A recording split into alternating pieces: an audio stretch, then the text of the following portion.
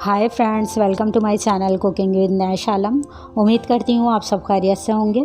Friends, आज मैं आपके साथ शेयर करूँगी ग़िज़ायत से भरपूर खशखाश की चटनी। खशखाश हमारी सेहत के लिए भी बहुत मुफीद है। इसका इस्तेमाल हमें करना चाहिए। लोग इसका सालन भी बनाते हैं। तो आज मैं आपके साथ इसकी चटनी शेयर करूँगी जैसा कि हमारे घर में बनाई जाती है। तो चलिए फिर स्टार्ट करते हैं बहुत ही फ़ायदेमंद इस खशखाश की चटनी की रेसिपी को। ये मैंने आधा कप खशखाश को 2 घंटे सोक किया है। इसे आप ओवरनाइट भी सोक कर सकते हैं अगर टाइम हो, या फिर कम टाइम है तो 1 घंटे भी सोक किया जा सकता है। तो देखिए ये अच्छी तरह से फूल गई है। अब सोक की हुई खशखाश को हम अच्छे से वॉश करेंगे क्योंकि इसमें बहुत डस्ट होती है। इसे इस तरह बारीक छलनी की मदद से छान लेंगे। 2 से 3 मरतबा पानी डाल के छानते जाएंगे।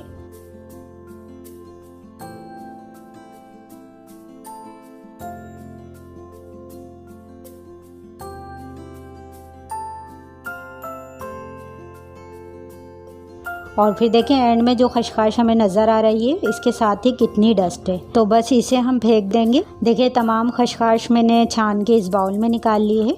अब यहाँ गैस पे मैंने फ्राई पैन रखा है, इसमें हम इसे रोस्ट करेंगे।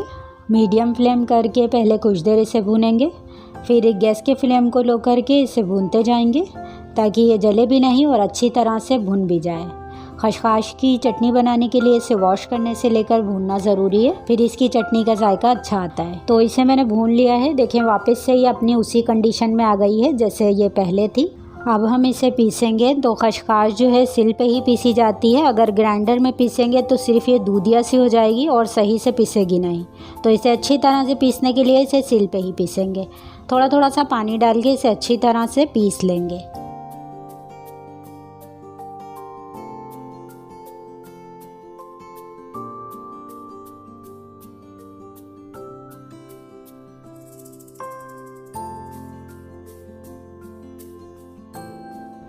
सिल पे ये बहुत ही अच्छी तरह से पिस जाती है। इसे मैंने बाउल में निकाल लिया है। ये देखें इसी तरह की पिसी हुई होनी चाहिए।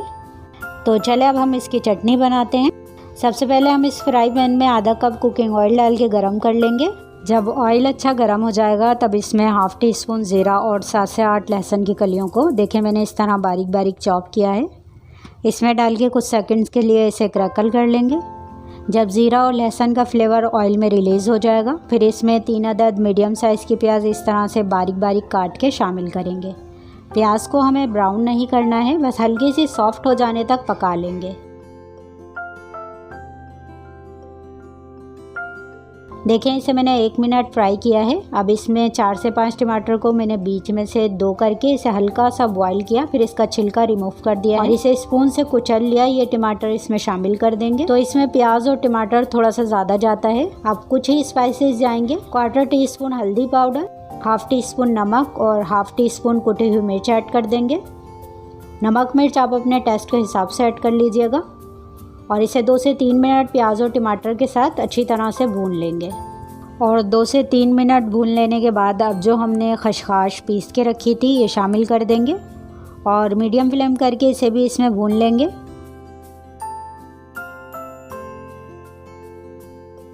तो यहाँ मैंने खशखाश को भी 2 से 3 मिनट इसमें भून लिया है। अब इसे कवर करके 10 मिनट पकने रखेंगे लो फ्लेम पे ताकि ये अच्छी तरह पक जाए, कच्ची ना रहे। अगर आपको ये ज़्यादा ड्राई लगे तो 4 से 5 टेबल स्पून पानी डाल लीजिएगा, वरना ये नीचे से लगने लगेगी। तो हमारी इस चटनी को पकते हुए 10 मिनट हो गए हैं। मैं इसे बीच बीच में चेक भी करती रही थी और स्पून से अलट पलट भी कर दिया था। तो देखें ऑयल भी सेपरेट हो गया है। अब इसमें 2 से 3 हरी मिर्चें इस तरह से काट के मैं डाल रही हूँ, आप चाहें तो साबित ऐड कर लीजिएगा। 3 से 4 टेबल स्पून हरा धनिया भी बारीक काट के डाल देंगे।